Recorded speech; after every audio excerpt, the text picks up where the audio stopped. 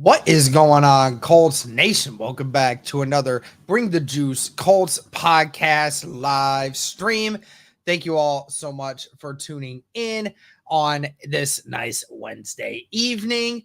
Thank you all for being here. The few people that are still coming in, I greatly appreciate it, guys. No, it's a little bit of an impromptu stream and whatnot, but just kind of felt like I felt like I needed to bring some heat today, and I'm kind of busy with content overall today, so kind of just finding some time to get online with you guys. Should be having Drake coming on any minute. He said he was setting up, so it shouldn't be much longer before he's ready to go. He might only be around for a little bit of time, but nevertheless, do want to say, guys, that this stream is powered by our good friends BetUS. This video is brought to you by BetUS Sportsbook and Casino. That's right, guys. BetUS powering this stream today. A lot of great things going on with BetUS, the best sports book out there. Make sure you guys go and check it out. The link for BetUS is in the description or in the pinned comments if you guys want to go and check that out. But thank you guys again for tuning in. Matt's in here. What's up, man? If Ballard doesn't sign the safety, he needs to be fired. Well, we've been saying that a lot about Chris Ballard over the last what has it now been, like a year or two now? So I mean, I don't know if it's gonna really change much, but also for everyone that is tuning in, be sure to like the stream, guys. It helps it reach out to more people. Be sure to comment, be sure to subscribe, all that great stuff. We've had a lot of new subscribers over the last month, so greatly appreciate the people who are just subscribing, and of course appreciate the people that consistently have been here for quite a while and are still on the channel. So I greatly appreciate you guys tuning in. Today's stream kind of just gonna talk about like what we learned from the first preseason game. I know I did a recap right after the game, but just being able to kind of digress and kind of bring it back a little bit on this after the week has been done pretty much. My biggest thing is I would love to figure out what I would love to know is what Shane Steichen is going to do with the Indianapolis Colts starters when the game coming up on Saturday. That's what I really want to know, because that's going to matter a lot on how we handle this. And as a matter of fact, so yeah, there's two practices. So the final two practices are joint practices for training camp. So there's two Cardinals joint practices, back-to-back days. Today is going to be from 6 to 8. So it's going to be a 2-hour practice. And then on Thursday, there's going to be another one. Yep. Give me just a second here, guys. Okay. So yeah, Drake is just about to come in here in a minute, guys, and we'll get him on it as well. But yeah, it'll be interesting to see if the starters get any time this next week, because, with the joint practices the way that they are. And then, of course, there's going to be another game for the Indianapolis Colts on Thursday of next week. So where they'll play the Cincinnati Bengals. I wonder if they'll keep the starters in for a good chunk of that game to get some reps. It'll be interesting to see what they do. But did want to talk about this last game. We'll get into it here once Drake officially gets in. But shout out again. Thank you to everybody that's watching on X and YouTube. Be sure to like the stream, guys, wherever you're watching. It helps it get out to more and more people. Be sure to comment. Be sure to subscribe. All that great stuff. We appreciate you. Is the game on Saturday going to be on TV? Not entirely sure. Speaking of that, I can actually check that.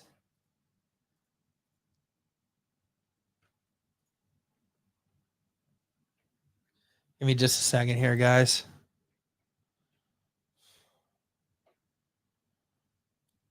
I got to look at something here because I got to.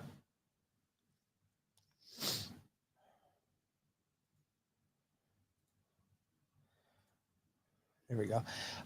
Let's check here.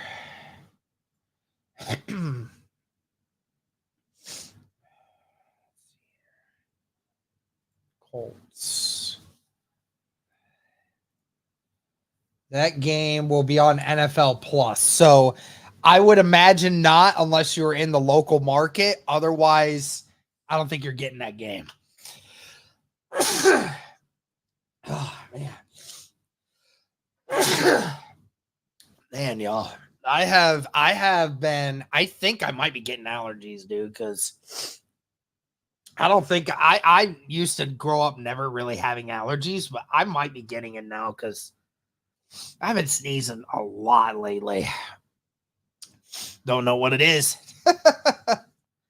Colts fans deserve a better secondary. Yeah, give me the secondary of 2006, 2007, you know? Bob Sanders, Antoine Bethea, you know, those guys, right? So Justin Simmons isn't coming to the Colts, huh? Well, we have no idea yet. We have no idea. Yeah, we have no idea. He's only been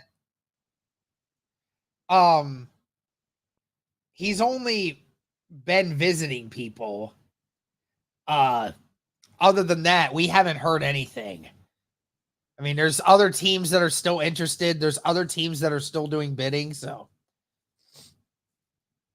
if the Vikings want Sam, they have to give us Justin Jefferson. Yeah, for real. Don't you know? Preseason GOAT, man. I can't wait till after week 1 so you can get on that Poise Ruben's ass.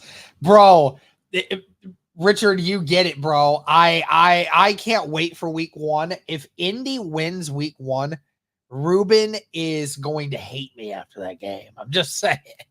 This guy, that guy is, he's a character, man. Let me tell you.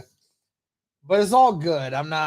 It's not a big deal. Like, I mean, we do this because we're fans of the team that we represent on the round table, and you know, it is what it is. Is anybody going to live stream that game? Yeah, I'll be live streaming. I'll be live streaming it for sure. We need more Colts fans in that AFC channel. Yeah, y'all need to. Every one of you guys need to make sure that you're tuning into the AFC South Roundtable on Tuesday, 7 p.m. to help your boy out, okay? But we got a special guest coming in. He is finally here. Let's bring him in. Mr. Drake Wally himself. Drake, how you doing, man? How you feeling?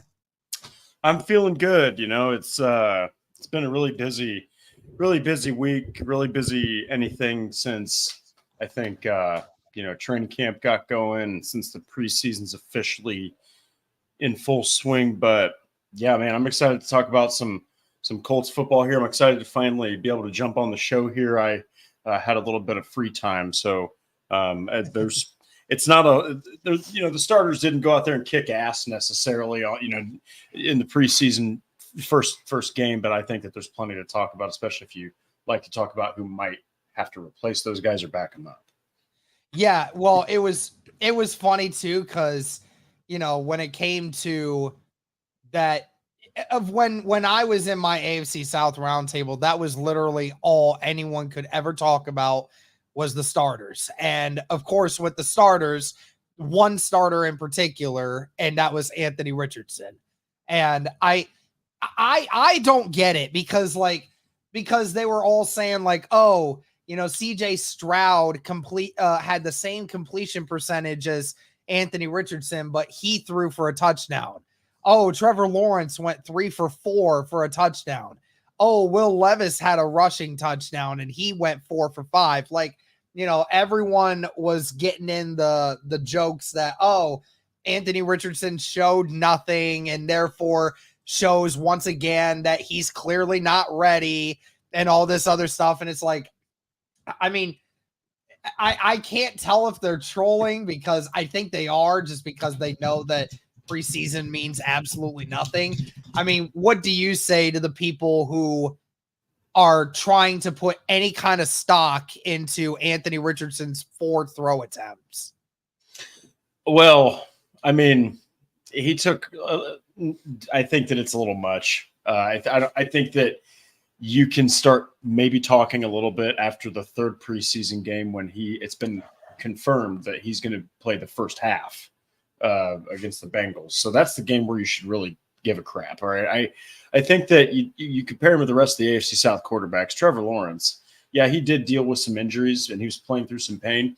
But, man, he didn't, leave the field for over half the season. Will Levis didn't either. Neither did C.J. Stroud. I mean, Anthony Richardson had a lot more quote-unquote rust to shake off, because I don't care who says what about anybody. If you miss that much time, it's going to take a little bit of, okay, I got to get used to this. You got to take that first hit. Maybe you got to get that first ball hitting the dirt. I mean, it's different when you take everything you've been watching and learning and applying it to the field, basically. So I think that let's talk about that after that 3rd preseason game, because he's probably not playing at all against the Cardinals. I think that to put any, like you said, any stock into his minimalistic, sample size we saw is a little ridiculous.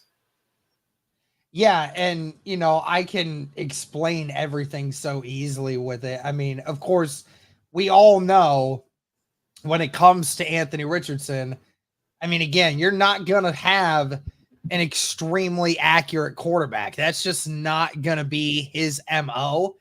But yet you're going to find that there's going to be big plays that are made from him and his legs and arm, because he can make those plays that very few other quarterbacks, maybe no other quarterback in the NFL, actually can make. So, I mean, you got to live with the good and you got to live with the bad. So, and then of course, like we said, like we like to talk about a lot, is Shane Steichen is not going out there trying to see what Anthony Richardson's capable of. Like, they know what he's capable of in the practices. Like, they know what he's going to do in the regular season. They're not going out there to prove something with the preseason reps. Like, they're going to have a dumbed down version of the offense. They're going to tell him, hey, just don't get hurt out there. Just do the bare minimum just to get the feel of the game back out there again. That's what they're telling him. So that's it. I mean, to take any stock in that when all we're finding out is just simply because he's just trying to survive out on the field, that's literally all that we're getting here. So, I didn't care as much, but as far as the actual rest of the team, was there anyone else like starter wise or borderline starter wise that impressed you on that weekend game? Man, I'd say probably Kenny Moore. Kenny Moore just continues to show me that he just has a nose for the football. It doesn't matter if it's batted in the air. It doesn't matter if he's picking off a rookie quarterback twice and taking both of them back for touchdowns. I mean, he has that instinct to find the football. I think another guy that also looked great, on limited snaps was Laiatu Latu. And something that's really interesting about him is his first NFL snap, people. And I can't emphasize how crazy this isn't. My co-host on my podcast, Horseshoe Huddle, Andrew Moore, mentioned this to me. And I didn't even realize this until watching later, that they had a tight end chip him. Then they had their tackle ready to take him in pass pro. Then they had a running back behind their tackle ready to back up the tackle just in case Latu got through. Yeah. They did not want him to get anywhere near Jarrett Stidham. I mean, that's his first NFL snap, and it's the preseason. And they meant business. They were like, nope, not happening. So I just think that that's awesome. And he mentioned something about it when he was asked. He was like, yeah, I definitely wasn't expecting that. But it's like, dude, Get ready to see that every game multiple times because no team's going to want you getting 2, 3, 4 sacks on their quarterback. And not to mention, like, after the next 2 reps, because the next 2 pass reps, he beat the tackle on the second one. And he beat him, and Stidham had to come up into the pocket and had to make an errant throw, because a throw that he didn't want to make because he had to step up in the pocket when he didn't want to. And he got held on the play, by the way.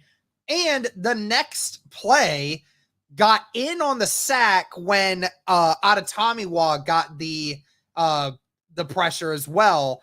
So 2 snaps in a row, he's right in on the play. And then his next pass attempt, they literally forced the left tackle and the left guard to double team him and smash him down inside. Like, I mean, we saw Latu get the most attention of any defensive lineman for the Indianapolis Colts in the limited reps that we did get. I mean, you're absolutely right. I mean, teams are already seeing it. Even if they don't have some of their starting guys out there right away, they know it. Like, this guy's quick. They're going to, and it's great to see him garnish that much attention already. And if that's what we can expect throughout the season, then that's going to be so great when DeForest Buckner and Grover Stewart and all these other guys are going to start stepping up. And, you know, that was what's crazy is they did that without DeForest Buckner and Grover Stewart playing. I mean, just imagine when those guys actually come in and what impact that's going to give for Latu. Yeah, and, you know, there's actually a one more play that I have to point out real quick is the interception on that Kenny Moore came up with. So on this play, I'm looking right at it. Latu comes off of the, this would be Stidham's left side. So he comes off of Stidham's left side, forces him into a quicker decision than he wanted. He throws the ball a little bit off kilter from the receiver. It bounces off of his hands because he threw it sooner than he was supposed to. I mean, like, Latu barely played, man. He barely played, and he was just out there doing nothing but causing utter chaos in the backfield and in the pocket. So I can't wait to see what that turns into, you know, in a full game after more experience with Charlie Partridge at the helm. And, hey, man, once you get guys like Buckner and Grove in there, it's just going to add more weapons to allow him to have more opportunities to make an impact. Especially when you need it with Ebukam being out this year. Oh, yeah. That's definitely much of a need. I think it was great seeing Tyquan Lewis in there and actually seeing him provide an impact in there in the limited snaps. That was really fun.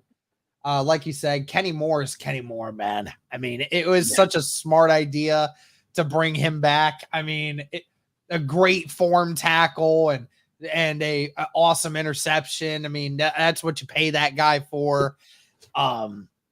It was good to see.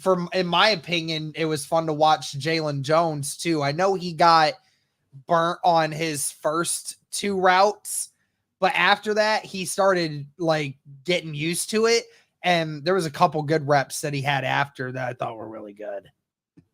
Yeah, and the thing about Jalen Jones is, you know, he just continues to impress and show that he's that physical corner that you're not going to talk about a lot with stats, and you're not going to talk about a lot with flashy plays. But that's something else that he had at Texas A&M. There wasn't a lot of tape on him because no one would throw to him because he would remove your receiver. I mean, so that is an awesome style. Then you got Juju Brents, who's going to bring something similar to that, Kenny Moore, and a nice collection of cornerbacks. And there's another rookie that I think that we'll probably get to at some point that did great. But real quick, I do have to mention, man, since we're talking corners, Dallas Flowers, okay? We have to get this – I have to rip this off, man. He has to bounce back. He just has to because he is more of your outside corner, and he was supposed to push Jalen Jones for that spot. He's always got a role as a returner, but when I say people that he was bad on Sunday, I mean he was the worst. You look up Pro Football Focus numbers, he had over 30 snaps. Guy could not stop anything in the ground. He couldn't cover anybody. There's one route where Cortland Sutton runs like a hesitation out, and Dallas Flowers loses him so bad on his feet, he falls down. I mean, he could not have had a worse game. So I'm hoping that Dallas Flowers can pick it up a little bit because he's so fast and athletic. I think he can still do some good things. And he looked good last year when he played. So, yep. Certainly hope that the rebound from that injury will definitely be better. yeah. Shout out to everybody that's tuning in right now. 41 of you watching on YouTube right now, guys. Be sure to like the stream. Helps to get out to more people. Yeah, and when you're talking about the cornerback group, I mean, we have to talk about the guy that had probably the biggest moment in the game, and that was Micah Abraham, who obviously everyone else talked about the strip fumble, which he inevitably recovered and took for a touchdown. So he did it all on that one big play. But it wasn't just that, outside of one of his first reps where, granted he missed an open field tackle. But outside of that, Micah had a couple of pretty solid plays throughout, and take it for what you wish with a PFF grade, did actually receive the highest PFF rookie grade of anyone during preseason week 1. So it goes to show you just how impactful he actually was. And, I know you talked about it on Twitter right after the game as well. I mean, Ballard has always had a knack for finding some good talent late in drafts at the cornerback position. And that is something we got to wonder, with Micah Abraham. I mean, I think it's too early to really tell whether or not he's going to be the next great thing. But if you want to make a roster as a 6th-round draft pick in a situation where you're unsure of, best way to do that is force turnovers and make big plays. And that's what Micah Abraham did Sunday. Yeah, and something else that I was actually kind of mind blown about is that he played, I think, let's see. Yeah, so 35 total snaps, and he finished great. He finished with 6 tackles, 1 for loss, and obviously the fumble recovery and defensive touchdown.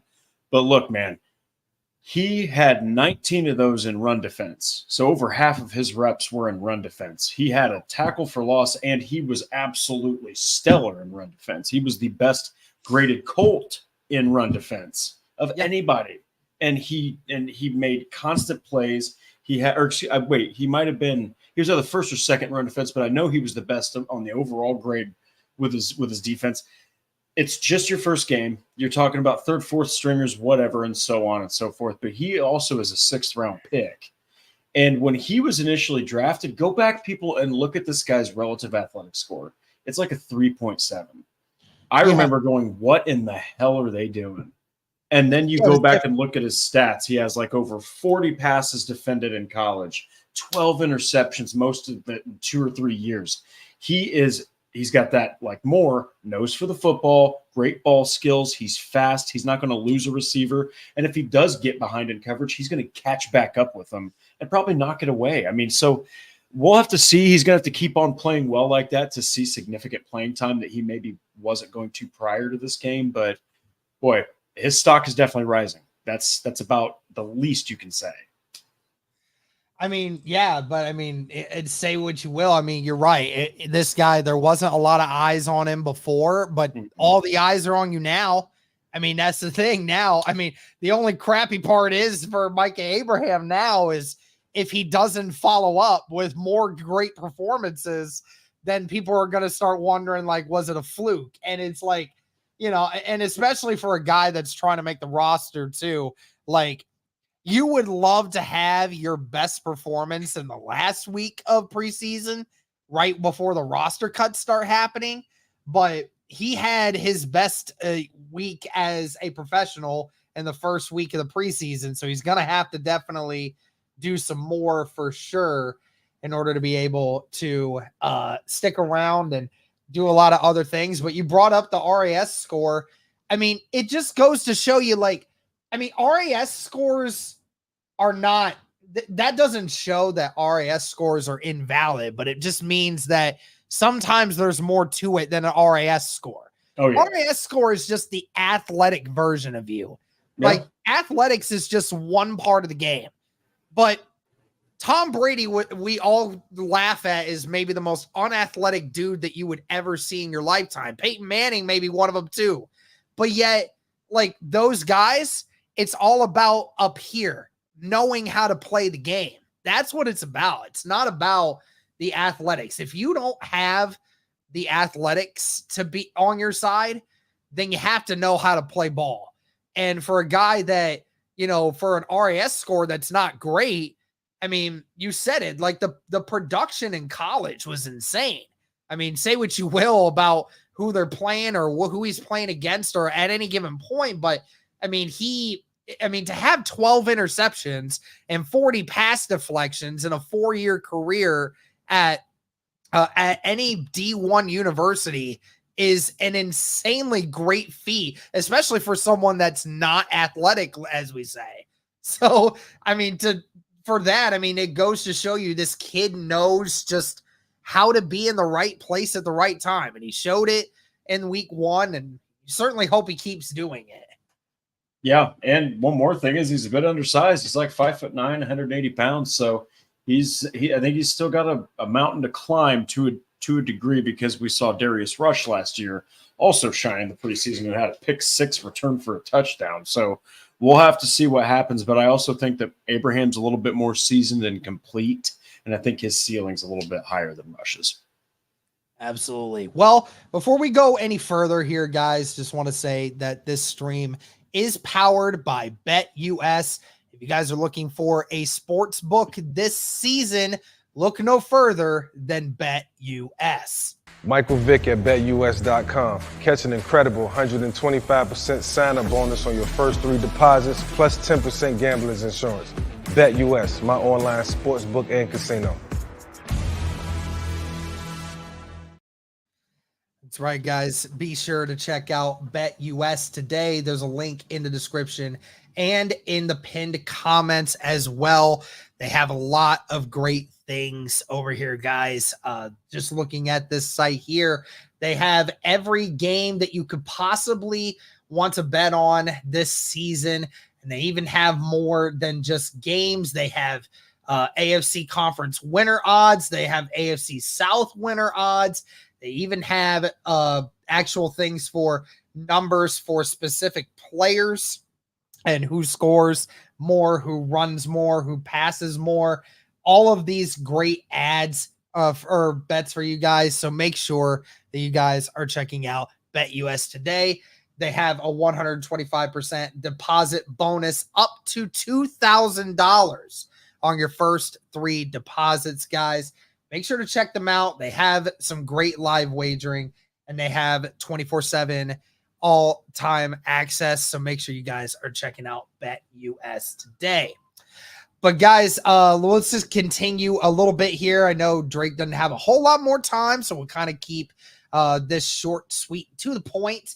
Let's talk about real quick, Drake. We'll talk about 2 more things, and then we'll let you out of here. Real quick, anyone out? I know you already mentioned Dallas Flowers. Who is anyone else that you saw in that game that you were discouraged by the way that they played? That matters. Oh man, it's not even necessary. I'd probably say Blake Freeland. Just because last year, you're looking at everyone he had to face. He had to face Trey Hendrickson. He had to face, Aaron Donald. He just had to face some absolute monsters and played a lot of football for a guy that was a 4th rounder, swing tackle, played left and right. You were expecting him to at least take that next step up. Man, Matt Gonsalves is going to push him for that swing tackle position. Yep. And I was looking at it, and it's like they traded up to get Matt Gonsalves. Yeah, he had an injury, but before last season, he was a perennial top 50 player, So, I mean, he fell to the Colts. The 3rd round, getting Matt Gonsalves in the 3rd round is a steal, people. So that guy is his path to getting that swing tackle position, it became a little bit easier, I think. So Blake Freeland's a guy that sticks out to me. Yeah, I agree with you. He didn't look very polished, and going up against not even their starters and still having the issues. And it's like, we hoped that you would have taken a jump, and just from the looks of it now, doesn't really look like you have, at least from the first week that we're seeing you. And you're right. You saw Gonsalves and he looked really good. And, another one too, Drake, that I saw, Dalton Tucker, the right guard that was an undrafted guy. I mean, him and Gonsalves on that right side, man, when Sam Ellinger came in, they ran the ball very well on that right side. He was able to throw the football to that right side and step up in the pocket. Those guys did really well. And I mean, I thought Dalton Tucker and Matt Gonsalves looked like some of the best dudes on the offensive line the whole game. So, I mean, yeah, those are definitely two names that I think I knew Gonsalves was going to end up making this roster. But as far as Dalton Tucker, never even heard that guy's name before that game on Sunday. And yet here I am, and I'm saying he was quite possibly the best offensive lineman we saw in the entire game.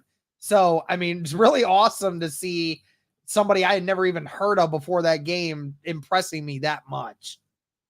Yeah, and that's why, that's one of the silver linings to the preseason, is you wouldn't have ever gotten a chance to see that otherwise. So I think that, for guys like that to show out, it's really great because you need to see how your depth linemen perform. There's, I think, no position group on the field more guaranteed to have an injury or two or however many you're going to have for your roster than the offensive line. It is so rare for an offensive line to start week 1 and finish week 18 with the same guys each week. That's crazy. So you gotta have some solid depth. And Tucker looked good. I thought that Gonsalves looked good. Other guys looked good as well. I mean, but I think also that, given Tanner Bortolini, he's going to have to continue to step up too, because Wesley French is out on IR. So does that open an opportunity for him in case Kelly goes down? I mean, there's a lot of things happening behind the highly paid offensive linemen we all talk about. All right. And last thing here before we let you go, Drake, is there what are you looking for in this next game for the Indianapolis Colts?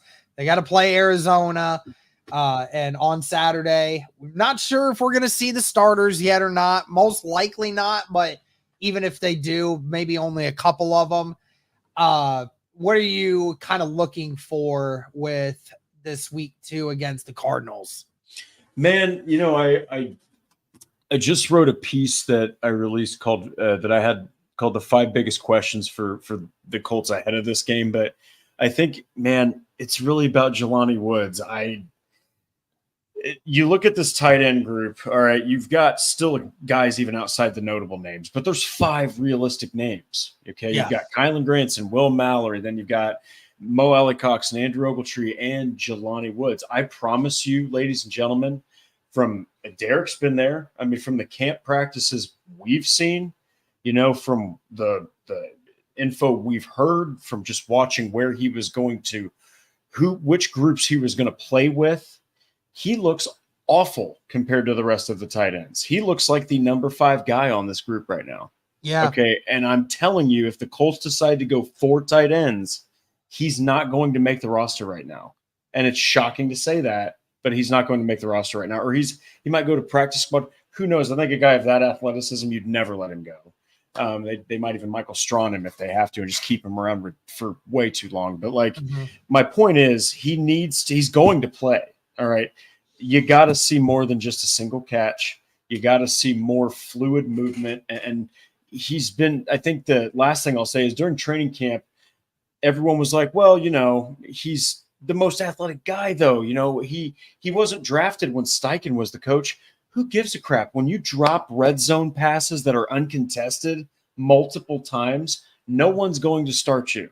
Nobody. I don't care how athletic you are. You don't mean anything as a pass catcher if you can't catch the pass. So Jelani Woods, man, that's who I'm looking at. He's got to step up or, man, he might be a surprise cut. Yeah, it definitely hasn't been it has not been a great offseason so far for Jelani. Not sure if it's just because of, trying to get back from the injury. Yeah. Not entirely sure. It's not the Jelani that we saw in 2022, who was one of the few bright spots offensively for the offense that year.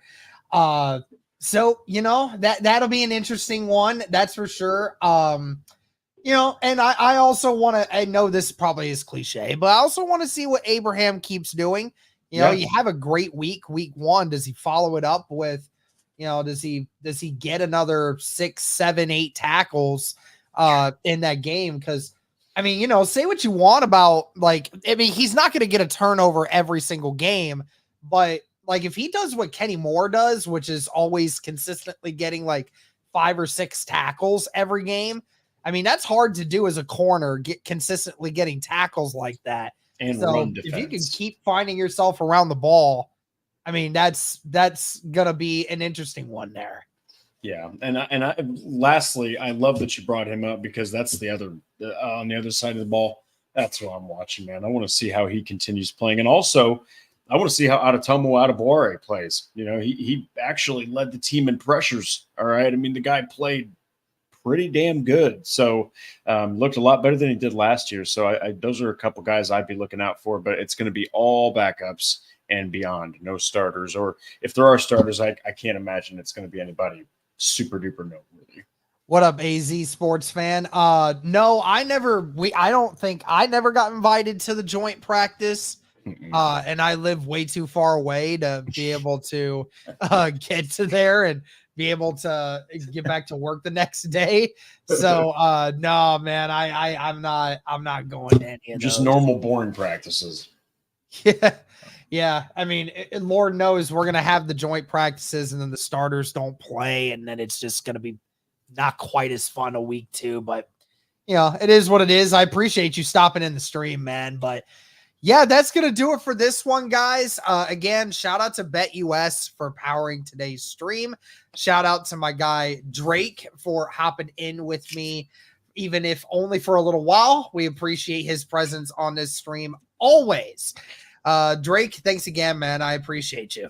Hey, man. No, I appreciate being on here anytime I can. And Colts fans, I know it's not the most exciting game on Saturday. There's a reason it's on Saturday. But look between the lines here, man. You're looking at the guys that are potential depth pieces. If someone goes down, well, that guy on Saturday is the guy you're going to be watching on Sunday. If that position goes down and needs a backup. So there's still plenty of talent on the squad that's going to be playing, and I'm still looking forward to it. It's still football, man. Absolutely, man. Well, that's going to do it for this one, guys. Again, let me know your guys' thoughts on this and what you guys are looking forward to this week. But that'll do it for this one, guys. Thank you so much for tuning in. And as always, go Colts. This video is brought to you by BetUS Sportsbook and